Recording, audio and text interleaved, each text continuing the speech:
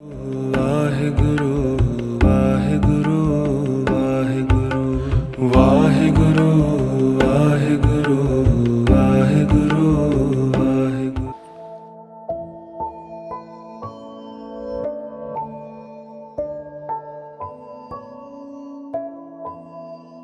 ਤਿੰਨਾਂ ਗੁਣਾਂ ਵਿੱਚ ਹੋ ਕੇ ਵੀ ਤਿੰਨਾਂ ਗੁਣਾਂ ਤੋਂ ਅਤੀਤ ਹੈ, ਤਿੰਨਾਂ ਕਾਲਾਂ ਵਿੱਚ ਹੋ ਕੇ ਵੀ ਉਹ ਕਾਲ ਅਤੀਤ ਹੈ, ਤਿੰਨਾਂ ਅਵਸਥਾਵਾਂ ਵਿੱਚ ਹੋ ਕੇ ਵੀ ਉਹ ਸਾਰੀਆਂ ਅਵਸਥਾਵਾਂ ਤੋਂ ਅਤੀਤ ਹੈ। ਉਹ ਹੈ ਇੱਕ ਓਂਕਾਰ, ਉਹਦਾ ਸਰਗੁਣ ਰੂਪ ਹੈ। ਸਤਨਾਮ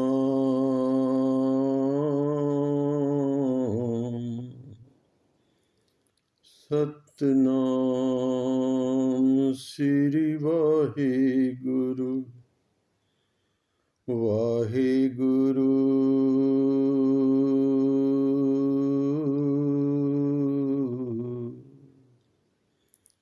ਵਾਹਿਗੁਰੂ।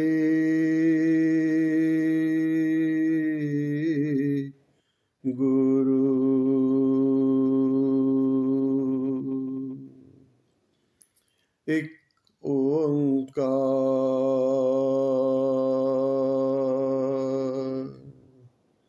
ਸਤਨਾਮ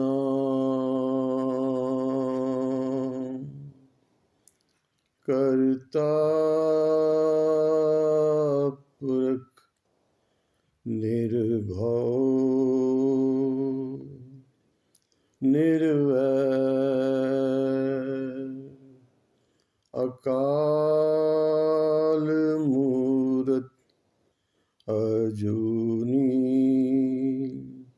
ਸੈਭੰ ਗੁਰ ਪ੍ਰਸਾਦ। ਵਾਹਿਗੁਰੂ ਵਾਹਿਗੁਰੂ ਵਾਹਿਗੁਰੂ ਵਾਹਿਗੁਰੂ ਵਾਹਿਗੁਰੂ ਵਾਹਿਗੁਰੂ।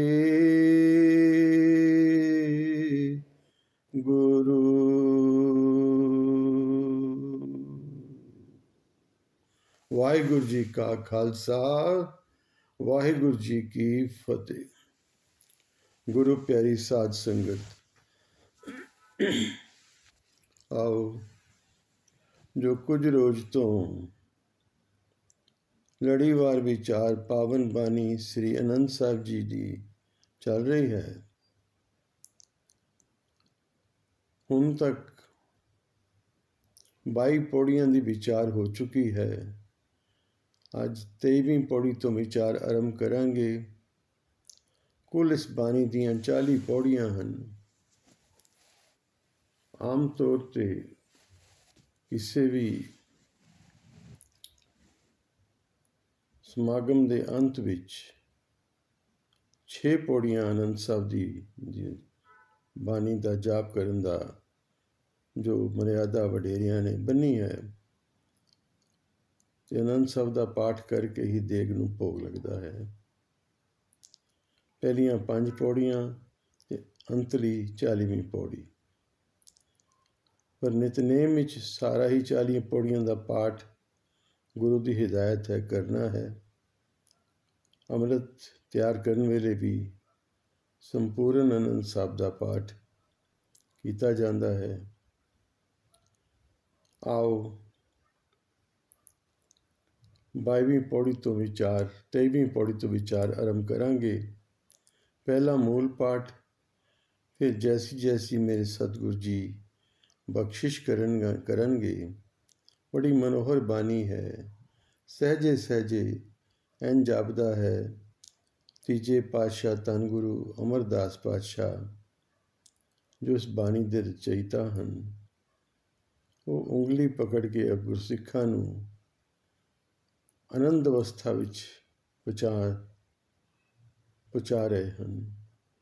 ਇੱਕ ਬਲੂ ਪ੍ਰਿੰਟ ਹੈ ਆਤਮ ਤੱਤ ਦੀ ਪ੍ਰਾਪਤੀ ਦਾ। ਆਓ ਜੁੜੋ, ਪਹਿਲੇ ਮੂਲ ਪਾਠ, ਫਿਰ ਜੈਸੀ ਜੈਸੀ ਸਤਿਗੁਰ ਕਿਰਪਾ ਕਰਨਗੇ। ਆਵੋ ਸਿੱਖ ਸਤਿਗੁਰ ਕੇ ਪਿਆਰਿਓ, ਗਾਵੋ ਸੱਚੀ ਬਾਣੀ। ਬਾਣੀ ਤਾਂ ਗਾਵੋ ਗੁਰੂ ਕੇਰੀ, बाणियाँ सिर बाणी, जिनको नदर करम होवै, हृदय तिना समाणी। पीवो अमृत सदा रहो हर रंग, जप्यो सारंग पानी। कहे नानक सदा गावो एह सच्ची बानी। कहे नानक सदा गावो एह सच्ची बानी। इस पावन पौड़ी विच गुरुदेव बाणी का महत्व दस रहे हैं, बाणी की वडियाई दस रहे हैं। गुरुदेव कृपा करते हैं, ए गुरु के प्यार वालियो सिखो, आवो सिख सतगुर के प्यारियो। गुरु दे प्यार वालियो आवो, गावो सच्ची बाणी।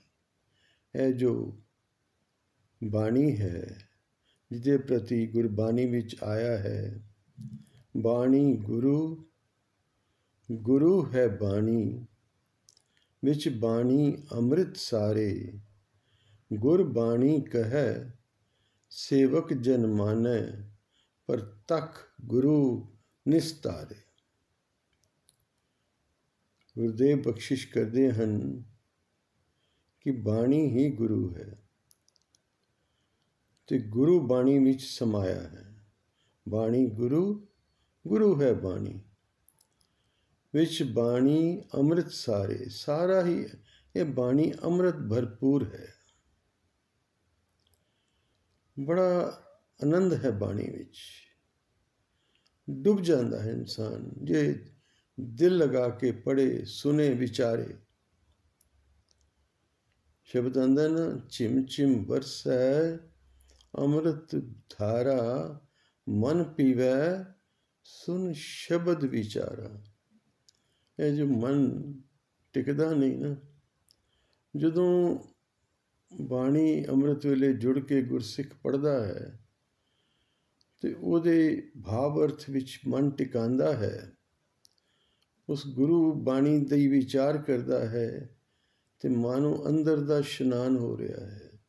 एक अमृत रस विच डुबकी लगती है। मन पीवै सुन शब्द विचारा। तो ही गुरुदेव ने क्या है, बाणी गुरु, गुरु है बाणी, विच बाणी अमृत सारे। सारी अमृत भरपूर है, सारे रसां तो उत्तम रस है।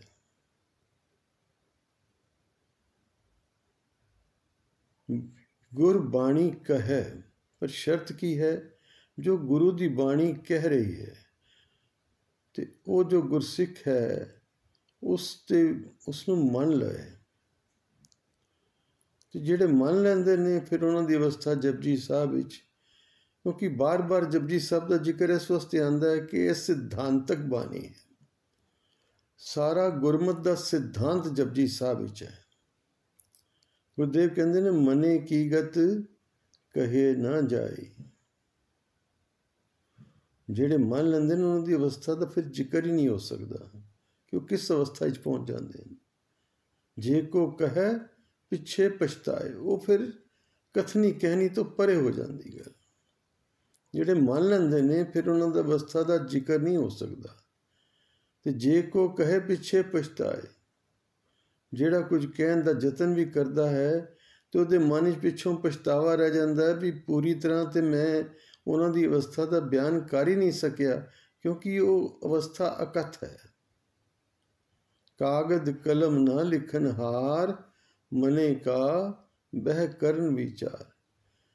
ਕਾਗਜ਼ ਕਲਮ ਲੈ ਕੇ ਲਿਖਿਆ ਨਹੀਂ ਜਾ ਸਕਦਾ ਉਸ ਪਿਆਰ ਵਾਲੇ ਦੀ ਵਡਿਆਈ ਦਾ, ਅਵਸਥਾ ਦਾ ਜ਼ਿਕਰ ਜਿਹਨੇ ਬਾਣੀ ਸੁਣੀ ਤੇ ਉਸ ਨੂੰ ਮੰਨ ਲਿਆ, ਹਿਰਦੇ ਵਸਾ ਲਿਆ, ਉਹ ਉਪਦੇਸ਼ मन विच धार लिया।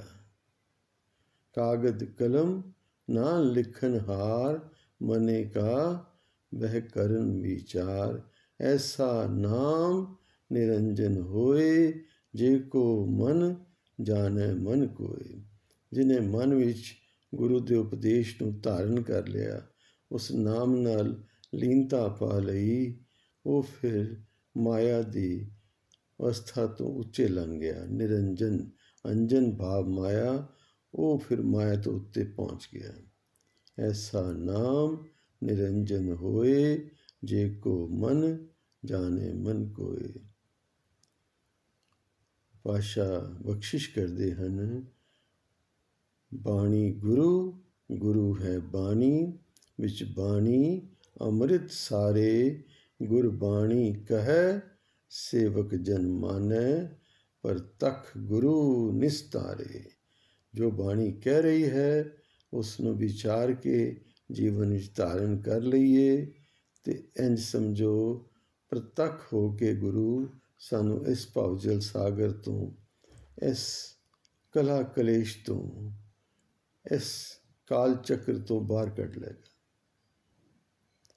ਇੱਥੇ ਗੁਰਦੇਵ ਉਪਦੇਸ਼ ਕਰ ਰਹੇ ਹਨ, ਆਵੋ ਸਿੱਖ ਸਤਿਗੁਰ ਕੇ ਪਿਆਰਿਓ, ਗਾਵੋ ਸੱਚੀ ਬਾਣੀ। ਆਪ ਸੱਚੀ ਬਾਣੀ ਗਾਵੋ। ਗੁਰੂ ਦੀ ਬਾਣੀ ਸੱਚੀ ਬਾਣੀ ਹੈ। ਬਾਣੀ ਤਾਂ ਗਾਵੋ ਗੁਰੂ ਕੇਰੀ, ਬਾਣੀਆਂ ਸਿਰ ਬਾਣੀ। ਇਹ ਸਭ ਤੋਂ ਸਰਵੋੱਚ ਹੈ ਜੋ ਗੁਰੂ ਦੀ ਉਚਾਰਨ ਕੀਤੀ ਬਾਣੀ ਹੈ, ਕਿਉਂਕਿ ਇਹ ਧੁਰ ਦਰਗਾਹੋਂ ਆਈ ਹੈ। ਮੇਰੇ ਗੁਰੂ ਨਾਨਕ ਸਾਹਿਬ ਨੇ ਕਿਹਾ, ਹੂੰ ਆਪੂ ਬੋਲ ਨਾ ਜਾਣਦਾ, ਮੈਂ ਕਿਹਾ ਸਭ ਹੁਕਮਾਓ ਜੀਓ। ਭਾਈ ਮਰਦਾਨੇ ਨੂੰ ਕਹਿੰਦੇ ਨੇ, ਮਰਦਾਨਿਆ ਰਬਾਬ ਛੇੜ, ਬਾਣੀ ਆਈ ਆ। ਬਾਣੀ ਆਈ ਆ, ਬਾਣੀ ਉਤਰਦੀ ਹੈ ਧੁਰ ਦਰਗਾਹੋਂ। ਬਾਣੀ ਅਕਾਲ ਪੁਰਖ ਦੀ ਬਖਸ਼ਿਸ਼ ਹੈ। ਗੁਰੂ ਨਾਨਕ ਦੇਵ ਜੀ ਸਾਨੂੰ ਜਿਗਿਆਸੂਆਂ ਨੂੰ, ਸੰਸਾਰੀਆਂ ਨੂੰ ਜੋੜਨ ਦੇ ਲਈ ਕਹਿੰਦੇ ਨੇ, ਹੂੰ ਆਪੂ ਬੋਲ ਨਾ ਜਾਣਦਾ, ਮੈਂ ਕਿਹਾ ਸਭ ਹੁਕਮਾਓ ਜੀਓ। ਜੈਸੀ ਮੈਂ ਆਵੈ ਖਸਮ ਕੀ ਬਾਣੀ, ਤੈਸੜਾ ਕਰੀ ਗਿਆਨ ਵੇਲਾ ਲੋ। ਪਾਤਸ਼ਾਹ ਕਹਿੰਦੇ ਨੇ, ਜਿਸ ਤਰ੍ਹਾਂ ਮੈਨੂੰ ਉਸ ਪਾਰ ਬ੍ਰਹਮ ਪਰਮੇਸ਼ਰ ਦਾ ਹੁਕਮ ਹੁੰਦਾ ਹੈ, ਉਹੀ ਸ਼ਬਦ ਮੈਂ ਗਾਉਂਦਾ ਹਾਂ, ਉਹੀ ਸ਼ਬਦ ਮੈਂ ਉਚਾਰਦਾ ਹਾਂ। ਬਾਣੀ ਦੀ ਵਡਿਆਈ ਕਦਮ ਕਦਮ 'ਤੇ ਗੁਰਦੇਵ ਸਾਨੂੰ ਦੱਸਦੇ ਹਨ। ਬਈ ਬਾਣੀ ਦਾ ਜਿੰਨਾ ਵੀ ਆਦਰ ਕਰੀਏ ਘੱਟ ਹੈ, ਬਾਣੀ ਦਾ ਜਿਤਨਾ ਵੀ ਸਤਿਕਾਰ ਕਰੀਏ ਘੱਟ ਹੈ। ਗੁਰੂ ਦੀ ਬਾਣੀ ਸਤ ਹੈ ਤੇ ਸਤ ਨਾਲ ਜੋੜ ਦਿੰਦੀ ਹੈ। ਬਾਣੀ ਤਾਂ ਗਾਵੋ ਗੁਰੂ ਕੇਰੀ, ਬਾਣੀਆਂ ਸਿਰ ਬਾਣੀ। ਇਹ ਸਰਵੋੱਚ ਹੈ, ਇਸ ਦਾ ਕੋਈ ਮੁਕਾਬਲਾ ਕਿਤੇ ਨਹੀਂ ਕੀਤਾ ਜਾ ਸਕਦਾ। ਇਹ ਸਰਵੋੱਚ ਖਜ਼ਾਨਾ ਹੈ, ਇਹ ਅਮਿੱਟ ਹੈ, ਇਹ ਜੁਗੋ ਜੁਗ ਅਟਲ ਹੈ। ਜਿਨ ਕੋ ਨਦਰ ਕਰਮ ਹੋਵੇ, ਹਿਰਦੇ ਤਿਨਾ ਸਮਾਣੀ। ਪਰ ਇਹ ਉਹਨਾਂ ਦੇ ਹਿਰਦਿਆਂ ਵਿੱਚ ਵਸਦੀ ਹੈ। ਭਾਵ ਉਹੀ ਇਸ ਦੇ ਭਾਵ ਅਰਥਾਂ ਨਾਲ ਜੁੜ ਕੇ, ਵਿਚਾਰ ਕੇ ਆਪਣੇ ਜੀਵਨ ਵਿੱਚ ਉਤਾਰ ਲੈਂਦੇ ਹਨ, ਜਿਨ੍ਹਾਂ 'ਤੇ ਧੁਰ ਦਰਗਾਹੋਂ ਗੁਰੂ ਦੀ ਬਖਸ਼ਿਸ਼ ਹੁੰਦੀ ਹੈ। ਜਿਨ ਕੋ ਨਦਰ, ਨਦਰ ਭਾਵ ਬਖਸ਼ਿਸ਼, ਕਰਮ, ਕਰਮ ਵੀ ਬਖਸ਼ਿਸ਼ ਹੀ ਹੈ। ਮਿਹਰ ਦੀ, ਕਰਮ ਭਰੀ, ਮਿਹਰ ਭਰੀ, ਜਿਸ 'ਤੇ ਗੁਰੂ ਦੀ ਨਿਗਾਹ ਹੋ ਜਾਏ। ਨਦਰ ਭਾਵ ਮਿਹਰ ਭਰੀ ਨਿਗਾਹ ਹੋ ਜਾਏ, ਬਖਸ਼ਿਸ਼ ਹੋ ਜਾਏ। ਕਰਮ ਫਾਰਸੀ ਦਾ ਸ਼ਬਦ ਹੈ, ਇਹਦਾ ਅਰਥ ਹੈ ਬਖਸ਼ਿਸ਼। ਨਦਰ ਭਾਵ ਹੈ ਮਿਹਰ ਭਰੀ ਨਿਗਾਹ। ਜਿਨ ਕੋ ਨਦਰ ਕਰਮ ਹੋਵੇ, ਹਿਰਦੈ ਤਿਨਾ ਸਮਾਨੀ। ਜਿਨ੍ਹਾਂ 'ਤੇ ਗੁਰੂ ਦੀ ਮਿਹਰ ਭਰੀ ਨਿਗਾਹ ਹੋ ਜਾਏ। ਨਾਨਕ ਨਦਰੀ ਨਦਰ ਨਿਹਾਲ। ਫਿਰ ਗੁਰੂ ਉਸ ਨੂੰ ਨਿਹਾਲ ਕਰ ਦਿੰਦਾ ਹੈ। ਉਹਨਾਂ ਦੇ ਹਿਰਦੇ ਵਿੱਚ ਇਹ ਸਮਾ ਜਾਂਦੀ ਹੈ। ਉਹ ਭਾਵ ਉਸ ਆਨੰਦ ਵਿੱਚ ਇੱਕ ਮਿਕ ਹੋ ਜਾਂਦੇ ਹਨ।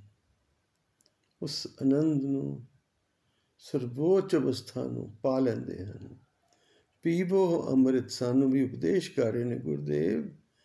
ਪੀਵੋ ਅੰਮ੍ਰਿਤ, ਇਹ ਨਾਮ ਰੂਪੀ, ਇਹ ਗੁਰਬਾਣੀ ਰੂਪੀ ਅੰਮ੍ਰਿਤ ਨੂੰ ਪੀਓ ਭਾਈ। ਸਦਾ ਰਹੋ ਹਰ ਰੰਗ, ਇਸ ਰੰਗ ਵਿੱਚ ਸਦਾ ਭਿੱਜੇ ਰਹੋ, ਸਦਾ ਇੱਕ ਮਿਕ ਹੋ ਜਾਓ।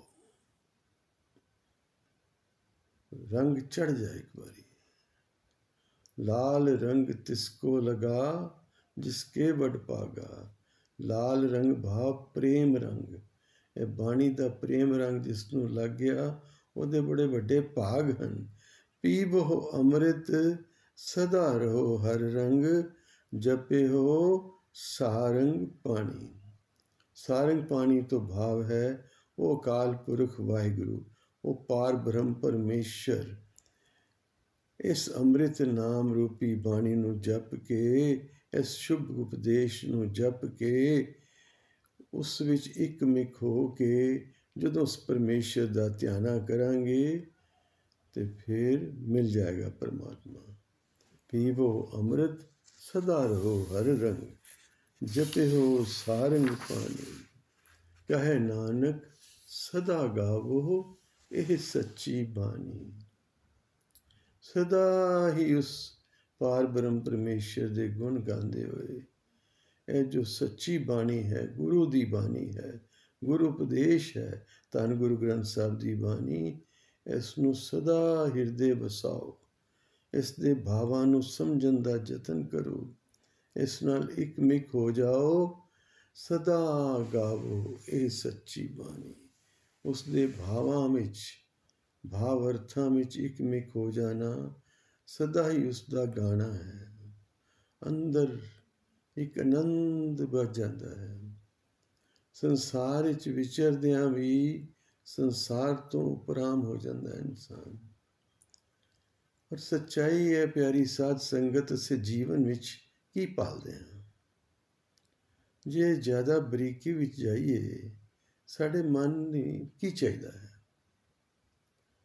ਜੇ ਕਹੀਏ ਧਨ ਚਾਹੀਦਾ ਹੈ, ਤੇ ਧਨੀ ਮਨੁੱਖ ਵੀ ਦੇਖੇ ਨੇ, ਬੜੇ ਬੜੇ ਧਨੀ, ਮਨ ਤੇ ਉਹਨਾਂ ਦਾ ਵੀ ਬੇਚੈਨ ਰਹਿੰਦਾ ਹੈ। ਇਸ ਦਾ ਮਤਲਬ ਧਨ ਵਿੱਚ ਉਹ ਸੁੱਖ ਨਹੀਂ ਜੋ ਉਹ ਚਾਹੁੰਦੇ ਨੇ। ਹਾਂ, ਸੰਸਾਰਿਕ ਵਾਵਾ ਜ਼ਰੂਰ ਮਿਲਦੀ। ਸੰਸਾਰ ਬੜਾ ਖੁਸ਼ ਹੁੰਦਾ ਹੈ, ਉਛਲ ਉਛਲ ਕੇ ਤੁਹਾਨੂੰ ਮਿਲਦਾ ਹੈ, ਅੱਗੇ ਹੋ ਕੇ ਤੁਹਾਡਾ ਸਤਿਕਾਰ ਕਰਦਾ ਹੈ, ਤੁਹਾਨੂੰ ਪਿਆਰ ਜਤਲਾਉਂਦਾ ਹੈ। ਪਿਆਰ ਦਿਲੋਂ ਨਹੀਂ ਹੁੰਦਾ, ਪਿਆਰ ਜਤਲਾਉਂਦਾ ਹੈ। ਬੜਾ ਫਰਕ ਹੈ ਪਿਆਰ ਜਤਲਾਣਾ ਔਰ ਪਿਆਰ ਕਰਨਾ। ਬਟ ਕੀ ਹੈ, ਉਹ ਦਿਖਾਵਾ ਇੰਨਾ ਚੰਗਾ ਲੱਗਦਾ ਹੈ, ਉਤਲਾ ਉਤਲਾ ਪਿਆਰ ਇੰਨਾ ਚੰਗਾ ਲੱਗਦਾ ਹੈ ਕਿ ਇਨਸਾਨ ਕਹਿੰਦਾ ਵਾਹ ਬਈ, ਦੇਖੋ ਸਾਰੇ ਹੀ ਮੇਰੇ ਮਗਰ ਲੱਗੇ ਨੇ, ਸਾਰੇ ਮੇਰੇ ਮਗਰ ਹੋ ਤੁਰੇ ਨੇ, ਮੇਰੇ ਵੱਲ ਬੜੀ ਆਸ ਦੀ ਦ੍ਰਿਸ਼ਟੀ ਨਾਲ ਦੇਖਦੇ ਨੇ, ਬੜੀ ਸਤਿਕਾਰ ਦੀ ਦ੍ਰਿਸ਼ਟੀ ਨਾਲ ਦੇਖਦੇ ਨੇ। ਪਰ ਅੰਦਰੋਂ ਆਪਣੇ ਆਪ ਨੂੰ ਪੁੱਛੇ ਤੇ ਕਿਆ ਤੂੰ ਖੁਸ਼ ਹੈ? ਤੇ ਜਵਾਬ ਸ਼ਾਇਦ ਨਾ ਹੀ ਮਿਲਦਾ ਹੈ। ਨਹੀਂ, ਅੰਦਰ ਸ਼ਾਂਤੀ ਨਹੀਂ। ਇਟ ਮੀਨਸ ਧਨ ਚਾਹੁੰਦੇ ਤੇ ਹਾਂ, ਪਰ ਅੰਦਰ ਦੀ ਸ਼ਾਂਤੀ ਧਨ 'ਚ ਨਹੀਂ ਮਿਲਦੀ, ਅੰਦਰ ਦੀ ਖੁਸ਼ੀ ਧਨ 'ਚ ਨਹੀਂ ਮਿਲਦੀ। ਇੱਕ ਬਹੁਤ ਵੱਡੇ ਵਿਦਵਾਨ, ਸ਼ਾਇਦ ਅੱਗੇ ਵੀ ਜ਼ਿਕਰ ਹੋਇਆ ਸੀ, ਉਹ ਕਹਿਣ ਲੱਗੇ, ਕਹਿੰਦੇ ਨੇ ਕਿ ਜੇਕਰ ਖੁਸ਼ੀ ਦਾ ਸੰਬੰਧ ਪੈਸੇ ਨਾਲ ਹੁੰਦਾ ਤੇ ਗਰੀਬ ਦੀ ਝੁੱਗੀ ਵਿੱਚੋਂ ਸੰਗੀਤ ਦੀ, ਨੱਚਣ ਟੱਪਣ ਦੀ ਆਵਾਜ਼ ਨਹੀਂ ਆਉਣੀ ਚਾਹੀਦੀ। ਪਰ ਹੁੰਦਾ ਉਲਟ ਪਿਆ ਹੈ। ਅਮੀਰ ਆਦਮੀ ਦੇ ਘਰ ਵਿੱਚੋਂ ਸੰਗੀਤ ਦੀ ਆਵਾਜ਼ ਆਏ ਜਾਂ ਨਾ ਆਏ, ਕਿਉਂਕਿ ਉੱਥੇ ਘਰ ਹੀ ਐਡਾ ਵੱਡਾ ਹੈ, 4 ਜੀਅ ਘਰ ਦੇ ਇਕੱਠੇ ਬਹਿੰਦੇ ਹੀ ਨਹੀਂ। ਹੁਣ ਤੇ ਅੱਗੇ ਤੇ ਸੀ ਡਾਈਨਿੰਗ ਟੇਬਲ ਤੇ ਕੋਈ ਵਿਰਲੇ ਨੇ ਇਕੱਠੇ ਬਹਿ ਕੇ ਡਾਈਨਿੰਗ ਟੇਬਲ ਤੇ ਬ੍ਰੈਕਫਾਸਟ ਜਾਂ ਡਿਨਰ ਜਾਂ ਕੋਈ ਘਰ ਦਾ ਰਾਤ ਦਾ ਭੋਜਨ ਜਾਂ ਸਵੇਰ ਦਾ ਕੋਈ ਨਿਯਮਬੱਧ ਖਾਂਦੇ ਨੇ। ਇਹ ਸਭ ਦੇ ਆਪਣੇ ਆਪਣੇ ਟਾਈਮ ਹੋ ਗਏ ਨੇ। ਸਾਰਿਆਂ ਦੇ ਅਮੀਰਾਂ ਦੇ ਘਰ ਖਾਸ ਕਰਕੇ ਨੌਕਰਾਂ ਦੀ ਫੌਜ ਹੈ। 4 ਬੰਦੇ ਨੇ ਤੇ 8 ਨੌਕਰ ਨੇ, ਬਸ ਫਿਰ ਉਹ ਲੱਗੇ ਰਹਿੰਦੇ ਨੇ। ਛੋਟੇ ਦਾ ਨਾਸ਼ਤਾ ਤਿਆਰ ਹੋ ਰਿਹਾ, ਹੁਣ ਵੱਡੇ ਦਾ ਹੋ ਰਿਹਾ ਹੈ, ਹੁਣ ਉਸ ਤੋਂ ਵੱਡੇ ਦਾ ਹੋ ਰਿਹਾ ਹੈ। ਤੇ ਬਸ ਉਹ ਆਪਣੇ ਆਪਣੇ ਕਮਰਿਆਂ 'ਚ ਬੈਠ ਕੇ, ਉਹ ਵਿਰਲੇ ਨੇ ਜਿਹੜੇ ਰਲ ਕੇ ਬੈਠਦੇ ਨੇ। ਮੈਂ ਅੱਗੇ ਵੀ ਵਿਚਾਰ ਰੱਖੀ ਸੀ ਸੰਗਤ ਅੱਗੇ ਕਿ family that praise together stage together. ਜਿਹੜਾ ਪਰਿਵਾਰ ਇਕੱਠੇ ਬਹਿ ਕੇ ਪ੍ਰਾਰਥਨਾ, ਅਰਦਾਸ ਜਾਪ ਕਰਦਾ ਹੈ, ਉਹ ਫਿਰ ਇਕੱਠਾਪਨ, ਇੱਕ ਦੂਜੇ ਦੀ ਸੈਂਸ ਆਫ ਬਿਲੋਂਗਿੰਗ ਬਣੀ ਰਹਿੰਦੀ ਹੈ। ਇੱਕ ਦੂਜੇ ਨਾਲ ਪਿਆਰ ਦੀ ਕੜੀ ਮਜ਼ਬੂਤ ਹੁੰਦੀ ਹੈ। ਇੱਕ ਦੂਜੇ ਦੀ ਘਾਟ ਨੂੰ ਅਸੀਂ ਜੀਵਨ 'ਚ ਅਨੁਭਵ ਕਰਦੇ ਹਾਂ। ਜਿੱਥੇ ਰਲ ਕੇ ਬੈਠਣਾ ਹੀ ਨਹੀਂ ਤੇ ਪਾਠ ਕਿੱਥੋਂ ਕਰਨਾ ਰਲ ਕੇ? ਅੱਗੇ ਮਾਵਾਂ ਰਹਿਰਾਸ ਸਾਹਿਬ ਦਾ ਪਾਠ, ਜੇ ਘਰ ਦਾ ਵੱਡਾ ਜੀ ਜਾਂ ਜੇ ਕੁਝ ਜੀ ਕੰਮਾਂ ਕਾਰਾਂ ਤੋਂ ਲੇਟ ਆਉਂਦੇ ਨੇ ਤੇ ਮਾਵਾਂ ਦਾਦੀਆਂ ਆਪਣੀਆਂ ਨੂੰਹਾਂ ਧੀਆਂ ਨੂੰ ਨਾਲ ਲੈ ਕੇ, ਛੋਟੇ ਬੱਚਿਆਂ ਨੂੰ ਨਾਲ ਲੈ ਕੇ ਬਾਬਾ ਜੀ ਦੇ ਕਮਰੇ ਵਿੱਚ ਜਾਂ ਕਿਤੇ ਵੀ ਸਥਾਨ ਸਾਫ਼ ਜਿੱਥੇ ਹੈਗਾ ਉੱਥੇ ਬੈਠ ਕੇ ਰਹਿਰਾਸ ਸਾਹਿਬ ਦਾ ਪਾਠ ਬੱਚਿਆਂ ਦੇ ਕੋਲ ਬੈਠ ਕੇ ਕਰਦੇ ਸਨ, ਤਾਂ ਕਿ ਬੱਚੇ ਜੁੜਨ ਬਾਣੀ ਨਾਲ। ਇਹ ਗੁੜਤੀ ਹੈ। ਰਾਤੀ ਕੀਰਤਨ ਸੁਹੇਲੇ ਦਾ ਜਾਪ, ਉਹਨਾਂ ਦੀ ਛੋਟੇ ਬੱਚਿਆਂ ਦੀ ਸਰਹੰਦੀ ਬੈਠ ਕੇ ਮਾਵਾਂ ਦਾਦੀਆਂ ਫੁੱਫੀਆਂ ਸਿਰ 'ਤੇ ਹੱਥ ਰੱਖ ਕੇ ਕਰਦੀਆਂ ਸਨ ਕਿ ਬੱਚੇ ਨੂੰ ਕੋਈ ਡਰਾਵਨੇ ਸੁਪਨੇ ਨਾ ਆਉਣ, ਬੱਚਾ ਸ਼ਾਂਤੀ ਨਾਲ ਰਾਤ ਆਪਣੀ ਨੀਂਦਰ ਵਿੱਚ ਬਤੀਤ ਕਰੇ। ਪਰ ਹੁਣ ਹੌਲੀ ਹੌਲੀ ਇਹ ਸਭ ਖੁੱਸ ਰਿਹਾ ਹੈ। ਖੈਰ, ਗੁਰਦੇਵ ਬਖਸ਼ਿਸ਼ ਕਰਦੇ ਹਨ। ਜੇ ਸਮਝੀਏ ਅਸੀਂ ਵਾਹ ਵਿੱਚ ਸੁੱਖ ਹੈ ਤਾਂ ਉੱਥੇ ਵੀ ਨਹੀਂ, ਅਤੇ ਫਿਰ ਜਿਹੜੀ ਦੌੜ ਲੱਗੀ ਹੈ, ਜਿਸ ਚੀਜ਼ ਨੂੰ ਚਾਹੁੰਦੇ ਹਾਂ ਅਸੀਂ, ਉਹ ਅਖੀਰ ਸਾਨੂੰ ਬਾਣੀ ਹੀ ਦੇ ਸਕਦੀ ਹੈ। ਇਸ ਲਈ ਪਾਤਸ਼ਾਹ ਨੇ ਕਿਹਾ ਹੈ, ਕਹੇ ਨਾਨਕ ਸਦਾ ਗਾਵੋ ਇਹ ਸੱਚੀ ਬਾਣੀ। ਇਹ ਸੱਚੀ ਬਾਣੀ ਜਦੋਂ ਜੁੜਾਂਗੇ ਨਾ ਤੇ ਸੁਭਾਵਕ ਮਨ ਵੀ ਸ਼ਾਂਤ ਹੋਏਗਾ ਤੇ ਸੰਸਾਰ ਵੀ ਸਤਿਕਾਰ ਦੇਗਾ, ਔਰ ਸੱਚਾ ਸਤਿਕਾਰ ਦੇਗਾ। ਉਹ ਫਿਰ ਦਿਖਾਵੇ ਦਾ ਸਤਿਕਾਰ ਨਹੀਂ ਹੋਏਗਾ, ਉਹ ਸ਼ਰਧਾ ਦਾ ਸਤਿਕਾਰ ਹੋਏਗਾ ਕਿ ਹਾਂ ਭਈ ਇਹ ਗੁਰਸਿੱਖ ਗੁਰੂ ਦੀ ਬਾਣੀ ਨਾਲ ਜੁੜਿਆ ਹੈ। ਅਗਲੀ ਪੌੜੀ ਆਰੰਭ ਕਰਦੇ ਹਾਂ। ਗੁਰਦੇਵ ਬਖਸ਼ਿਸ਼ ਕਰਦੇ ਹਨ, ਸਤਿਗੁਰ ਬਿਨਾ ਹੋਰ ਕੱਚੀ ਹੈ ਬਾਣੀ। ਸਤਿਗੁਰੂ ਬਿਨਾ ਹੋਰ ਕੱਚੀ ਹੈ ਬਾਣੀ। ਬਾਣੀਆਂ ਭਾਵ ਕਈ ਕਿਤਾਬਾਂ, ਕਈ ਗੀਤ, ਕਈ ਕਵਿਤਾਵਾਂ, ਠੀਕ ਹੈ, ਉਹ culturally I don't object to that. ਗੁਰੂ ਵੀ ਐਸਾ ਨਹੀਂ ਕੁਝ ਕਹਿੰਦੇ। ਧੰਨ ਗੁਰੂ ਕਲਗੀਧਰ ਪਾਤਸ਼ਾਹ ਨੇ 52 ਕਵੀ ਆਪਣੇ ਕੋਲ ਰੱਖੇ ਸਨ। ਉਹਨਾਂ 'ਚ ਹਾਲਾਂਕਿ ਪ੍ਰਵਾਨਿਤ ਬਾਣੀ ਸਿਰਫ ਭਾਈ ਨੰਦ ਲਾਲ ਸਾਹਿਬ ਦੀ ਹੋਈ, ਜਿਹੜੀ ਦਰਬਾਰ ਸਾਹਿਬ ਹੀ ਆਪ ਕੀਰਤਨ ਰੂਪ ਵਿੱਚ ਗਾ ਸਕਦੇ ਹੋ, ਬਟ ਬਾਕੀ ਦੇ ਕਵੀਆਂ ਦੀ ਬਾਣੀ ਨੂੰ ਸੁਣਿਆ ਗੁਰੂ ਨੇ, ਰਚਨਾ ਨੂੰ ਸੁਣਿਆ ਔਰ ਯੋਗ ਸਤਿਕਾਰ ਵੀ ਦਿੱਤਾ। ਪਰ ਜੀਵਨ ਜੀਣ ਦਾ ਢੰਗ, ਉਹ ਕਹਿੰਦੇ ਨੇ, ਜੋ ਉਹਾਂ ਤੋਂ ਜਾਈਏ ਜੋ ਇਹਾਂ ਨਾ ਹੋਏ। ਹੋਰ ਥਾਵਾਂ 'ਤੇ ਤਾਂ ਭਟਕੀਏ ਜੇ ਸਾਡੇ ਘਰ ਵਿੱਚ ਸਾਨੂੰ ਗੁਰੂ ਗ੍ਰੰਥ ਸਾਹਿਬ ਅਗਵਾਈ ਨਾ ਦੇ ਸਕਦਾ ਹੋਵੇ। ਹਰ ਪੱਖੋਂ ਗੁਰੂ ਦਾ ਸ਼ਬਦ ਸਾਨੂੰ ਗਵਾਹੀ ਦਿੰਦਾ ਹੈ। ਜੀਵਨ ਜੀਣਾ ਕਿਵੇਂ ਹੈ, ਵਰਤਣਾ ਸੰਸਾਰ ਵਿੱਚ ਕਿਵੇਂ ਹੈ, ਕਿਵੇਂ ਆਪਣੇ ਸਾਰੇ ਫਰਜ਼ਾਂ ਦੀ ਅਦਾਇਗੀ ਕਰਕੇ ਅਸੀਂ ਨਾਲ ਨਾਲ ਪਰਮੇਸ਼ਰ ਪ੍ਰਾਪਤੀ ਦੇ ਯਤਨ ਕਰਨੇ ਹਨ। ਉਹ ਸਾਰੀ ਸਿੱਖਿਆ ਜਦ ਗੁਰੂ ਦੇ ਰਿਹਾ ਹੈ ਤੇ ਫਿਰ ਪਾਤਸ਼ਾਹ ਕਹਿੰਦੇ ਨੇ, ਜੇ ਹੋਰ ਥਾਵਾਂ 'ਤੇ ਭਟਕੇਗਾ ਤੇ ਉਪਦੇਸ਼ ਦੱਸ ਰਹੇ ਨੇ ਗੁਰਦੇਵ, ਸਤਿਗੁਰ ਬਿਨਾ ਹੋਰ ਕੱਚੀ ਹੈ ਬਾਣੀ। ਜੋ ਗੁਰੂ ਉਪਦੇਸ਼ ਤੋਂ ਇਲਾਵਾ ਕਿਤੇ ਭਟਕੇਗਾ ਤਾਂ ਸਭ ਕੱਚੀ ਹੈ ਬਾਣੀ। ਤਾਂ ਕੱਚੀ ਸਤਿਗੁਰੂ ਬਾਝੋ, ਹੋਰ ਕੱਚੀ ਬਾਣੀ। ਦੁਹਰਾ ਕੇ ਕਹਿ ਰਹੇ ਨੇ ਪਾਤਸ਼ਾਹ, ਸਤਿਗੁਰੂ ਤੋਂ ਇਲਾਵਾ ਤੂੰ ਕਿਤੇ ਹੋਰ ਭਟਕੇਗਾ ਤੇ ਉਹ ਜਿਹੜੇ ਉਪਦੇਸ਼ ਨੇ ਉਹ ਕੱਚੇ ਨੇ, ਉਹ ਕੱਚੀਆਂ ਗੱਲਾਂ ਨੇ। ਇੱਥੇ ਪ੍ਰਮਾਣਿਤ ਜੀਵਨ ਜਾਚ ਹੈ, ਅਨੁਭਵੀ ਔਰ ਪਰਮੇਸ਼ਰ ਦੀ ਦਾਤ ਹੈ। ਧੁਰ ਕੀ ਬਾਣੀ, ਧੁਰ ਦੀ ਬਾਣੀ ਹੈ। ਧੁਰ ਕੀ ਬਾਣੀ ਆਈ ਤਿਨ ਸਗਲੀ ਚਿੰਤ ਮਿਟਾਈ। ਬਾਣੀ ਤਾਂ ਕੱਚੀ ਸਤਿਗੁਰੂ ਬਾਝੋ, ਹੋਰ ਕੱਚੀ ਬਾਣੀ। ਕਹਿੰਦੇ ਕੱਚੇ, ਸੁਣਦੇ ਕੱਚੇ, ਕੱਚੀ ਆਖ ਵਖਾਣੀ। ਕਿਉਂਕਿ ਜਿਹੜੇ ਕਹਿ ਰਹੇ ਨੇ, ਜਿਹੜੇ ਰਚਨਾਵਾਂ ਰਚ ਰਹੇ ਨੇ, ਉਹ ਕਿਹੜਾ ਪੱਕੇ ਨੇ? ਜਾਂ ਜਿਹੜੇ ਆਪਣੇ ਕੋਲੋਂ ਤੋੜ ਮਰੋੜ ਕੇ ਇੱਧਰੋਂ ਕੁਝ ਲੈ ਤੇ ਕੁਝ ਉੱਧਰੋਂ ਲੈ ਤੇ ਆਪਣੇ ਮਗਰ ਲੋਕਾਂ ਨੂੰ ਲਾਉਂਦੇ ਨੇ, ਉਹ ਕਿਹੜਾ ਆਪ ਅਨੁਭਵੀ ਨੇ? ਉਹਨਾਂ ਵੀ ਤੇ ਬਸ सुन वड्डा आखे सब कोई, सुन सुन के ही कह रहे हैं ना वड्डा, केवट वड्डा डीठा होए। क्या उन्होंने को अनुभव है उस पार ब्रह्म परमेश्वर का? नहीं है, अनुभव नहीं है। अनुभव नाल नहीं गा रहे, वो बस सुन के अगे सुना रहे हैं, अपना अनुभव नहीं जुड़िया विचकार। बाणी तक कच्ची सतगुरु बाजो होर कच्ची बाणी। कहते कच्चे, कहने वाले कच्चे ने ते सुनते कच्चे, फिर सुनने वाले भी कच्चे ही ने। उन्होंने की पता? सच सुनोगे तो सच की समझ पेगी, सुनोगे ही झूठ तो फिर झूठ की तो फिर आंदी कोई नहीं। कहते कच्चे सुनते कच्चे, कच्ची आख वखानी। उस कच्ची बानी नूं गाना कहना ते वखान करना, ਉਹਦਾ कोई प्राप्ति कुछ नहीं, ਉਹਦੇ तत्त कोई नहीं है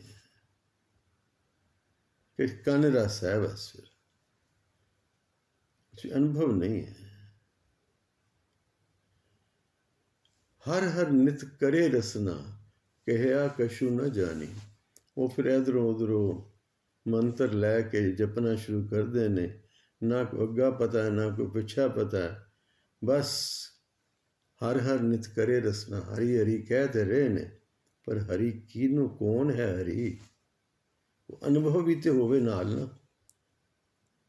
जदों गुरु सच्चा गुरु उपदेश देंदा ना प्यारी साध संगत, इसलिए सानू गुरु महाराज ने धन गुरु ग्रंथ साहब दे लड़ लाया कि सच्चे गुरु की भाल बड़ी औखी है, बड़ी औखी अज के युग च। ते सारा समूचा ज्ञान, रब्बी ज्ञान धन गुरु ग्रंथ साहब के 1430 अंग गुरु ने भर के उत्ते अपनी मोहर ला दी। ਉਹਦੇ ਵਿੱਚ 6 ਗੁਰੂਆਂ ਦੀ ਬਾਣੀ, 15 ਅਨੁਭਵੀ ਸੰਤਾਂ ਦੀ ਬਾਣੀ, 11 ਅਨੁਭਵੀ ਭੱਟਾਂ ਦੀ ਬਾਣੀ, 4 ਅਨੁਭਵੀ ਗੁਰਸਿੱਖਾਂ ਦੀ ਬਾਣੀ, ਔਰ ਉਸ ਸਾਰੀ ਨੂੰ ਧੁਰਕੀ ਬਾਣੀ ਦਾ ਦਰਜਾ ਦਿੱਤਾ ਮੇਰੇ ਗੁਰੂ ਨੇ। ਗੁਰੂ ਤੋਂ ਵੱਧ ਸਾਡੀ ਪਰਖ ਨਹੀਂ ਨਾ ਹੈਗੀ। ਕਿਤਨੇ ਆਏ ਕਿ ਸਾਡੀ ਬਾਣੀ ਵਿੱਚ ਐਡ ਕਰ ਲਓ। ਪੰਜਵੇਂ ਨਾਨਕ ਧੰਨ ਗੁਰੂ ਅਰਜਨ ਦੇਵ ਪਾਤਸ਼ਾਹ ਜੀ ਦੀ ਸ਼ਹੀਦੀ ਪਿੱਛੇ ਇਹ ਵੀ ਕਾਰਨ ਸੀ कि कुछ रचनहार चाहते सन कि साडा इहदे विचकार साड़ी रचना भी ऐड करो, तो गुरु ने ना करती तो उन्होंने सरकारे दरबारे नजायज़ शिकायत कर दी कि देखो जी अपना वखरा ही ग्रंथ तैयार करा लिया है, रवायतों को तोड़ रहे हैं। तो राजा तो वैसे कंन दा कच्चा हुंदा, सियाना राजा होवे तो सच की परख करे। अकबर ने भी तो बाणी पहले जो शिकायत गई सी तो उन्हें आप आके बेनती करके धन गुरु ग्रंथ साहब विचों कुछ शब्द सुने, तो उसने क्या नहीं इस तो उत्ते कोई ज्ञान नहीं, आप मत्था टेक के गया। और उसे दा पुत्र इधरों उधरों सुन के उन्हें सजा लाती गुरु पातशाह दे, शहादत हुई गुरु साहब की। मेरे गुरुदेव कहते ने हर हर ने नित करे रसना, कहा कशु न जानी। उन्हें पता ही नहीं की कह रहे हैं, बस कही जा रहे हैं। चित जिनका हिरलिया माया, बोलन पे रवानी। क्योंकि उन्होंने जेड़े सो कॉल्ड गुरु अज बनी बैठे ने, उन्होंने अंदर यह ज्ञान नहीं है कि परमात्मा कैसा है। वो बस ऐसे चक्कर च ने कि बस साडा प्रभाव किवें पवे। वो ऐसे ऐसे पेश बना के आएंगे कि सुभाविक ही लगेगा तो वाह बई वाह रब नाल जुड़े है। कोई रब नाल जुड़ी रूह किसी वर्दी नाल नहीं जुड़ी हुई, किसी उचेचे भेष नाल नहीं जुड़ी हुई। छेवें पातशाह मीरी पीरी दे मालक नूं सवाल कीता सी समर्थ रामदास जी ने कि पातशाह आप तो गुरु नानक दी 6वीं गादी ते बैठे हो, 6वें स्वरूप कहलाते हो, पर गुरु नानक तो सादे बस्तरां च रहिंदे सन, तुसीं ते शाही ठाठ बाट विच रहिंदे हो। किरपाना पहनियां ने, घोड़े रखे ने, अस्त्र शस्त्र रखे ने, कलगी सजाई है, मेरे पातशाह कहने लगे बातन फकीरी, ये जो भगती है ना, बातन शब्द है अरबी भाषा का। फकीरी जो है छुपा के रखन की गल है, प्रगट करन की गल नहीं है। ਜ਼ਾਹਰ ਅਮੀਰੀ, ਬਾਹਰ ਤੇ ਅਸੀਂ ਉਸ ਤਰ੍ਹਾਂ ਹੀ ਹਾਂ ਜਿਸ ਤਰ੍ਹਾਂ ਸਾਡੇ ਸ਼ਾਹੀ ਠਾਠ ਬਾਠ ਨੇ ਕਿ ਵਕਤ ਦੇ ਹੁਕਮਰਾਨ ਹੈ ਨਾ ਸਮਝਣ ਕਿ ਅਸੀਂ ਕੋਈ ਮੰਗਤੇ ਹਾਂ। ਪੂਰੇ ਸ਼ਾਹ ਲੈਬੋ ਲਿਬਾਸ ਵਿੱਚ ਤਖਤ 'ਤੇ ਬੈਠਦੇ ਸਨ ਪਾਤਸ਼ਾਹ। ਸੰਸਾਰੀ ਰਾਜਿਆਂ ਦਾ 6 ਫੁੱਟ ਉੱਚਾ ਤਖਤ ਹੁੰਦਾ ਸੀ, ਮੇਰੇ ਪਾਤਸ਼ਾਹ ਨੇ 12 ਫੁੱਟ ਉੱਚਾ ਅਕਾਲ ਤਖਤ ਸਾਹਿਬ ਸੁਸ਼ੋਭਿਤ ਕੀਤਾ। ਪਰ ਨਾਲ ਹੀ ਸਮਰਥ ਰਾਮਦਾਸ ਜੀ ਨੂੰ ਦੱਸਿਆ ਕਿ ਸ਼ਸਤਰ ਗਰੀਬ ਕੀ ਰੱਖਿਆ, ਜਰਵਾਨ ਕੀ ਪੱਖਿਆ। ਸ਼ਸਤਰ ਗਊ ਗਰੀਬ ਦੀ ਰੱਖਿਆ ਵਾਸਤੇ ਧਾਰਨ ਕੀਤੇ ਨੇ ਤੇ ਜ਼ਾਲਮਾਂ ਦੇ ਨਾਸ਼ ਲਈ ਧਾਰਨ ਕੀਤੇ।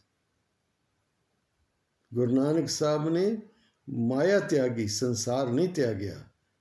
ਗੁਰੂ ਸਾਹਿਬ ਨੇ ਮਾਇਆ ਨੂੰ ਠੋਕਰ ਮਾਰੀ ਹੈ, ਮਾਇਆ ਤੋਂ ਉੱਤੇ ਉੱਠ ਕੇ ਜੀਵਨ ਵਿਚਰਿਆ ਹੈ, ਉਪਰਾਮ ਹੋ ਕੇ। ਲੇਕਿਨ ਇਹਦਾ ਮਤਲਬ ਇਹ ਨਹੀਂ ਸੰਸਾਰ ਛੋੜ ਕੇ ਭੱਜ ਗਏ। ਖੇਤੀਬਾੜੀ ਵੀ ਕੀਤੀ, ਪਰਿਵਾਰ ਦੀ ਪ੍ਰਤਪਾਲਨਾ ਵੀ ਕੀਤੀ ਤੇ ਸੰਗਤਾਂ ਨੂੰ ਉਪਦੇਸ਼ ਵੀ ਦਿੱਤੇ। ਇਹ ਪੂਰਨ ਪੁਰਸ਼ ਦੀ ਨਿਸ਼ਾਨੀ ਹੈ। ਤੇ ਇਤਨਾ ਕਨਵਿੰਸ ਹੋਏ ਸਮਰਥ रामदास जी, स्वाभाविक है, अगर स्वभावक कह उठे ये बात मन को भावती है, ये बात मन को भावती है। तो प्यारी साध संगत, समरथ रामदास जी शिवाजी महाराज मराठियां दे गुरु सन ਤੇ ਸ਼ਿਵਾ ਜੀ ਨੂੰ ਸ਼ਸਤਰ ਧਾਰਨ ਦੀ ਪ੍ਰੇਰਨਾ ਇਹਨਾਂ ਹੀ ਦਿੱਤੀ ਸੀ, ਗੁਰੂ ਹਰਗੋਬਿੰਦ ਸਾਹਿਬ ਤੋਂ ਪ੍ਰੇਰਨਾ ਲੈ ਕੇ। ਪਿਆਰ ਨਾਲ ਆਖੋ ਸਤਨਾਮ ਸ੍ਰੀ ਵਾਹਿਗੁਰੂ।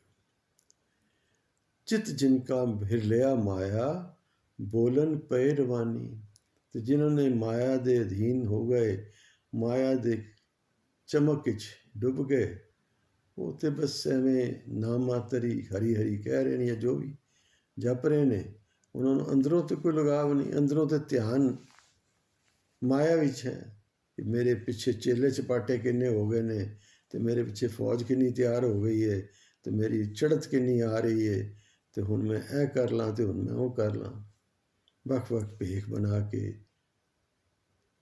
ਭੇਖ ਦਿਖਾਏ ਜਗਤ को, लोगन को बसकीन अंत काल काती कट्यो, बास नरक मोह लीन। दसम पातशाह।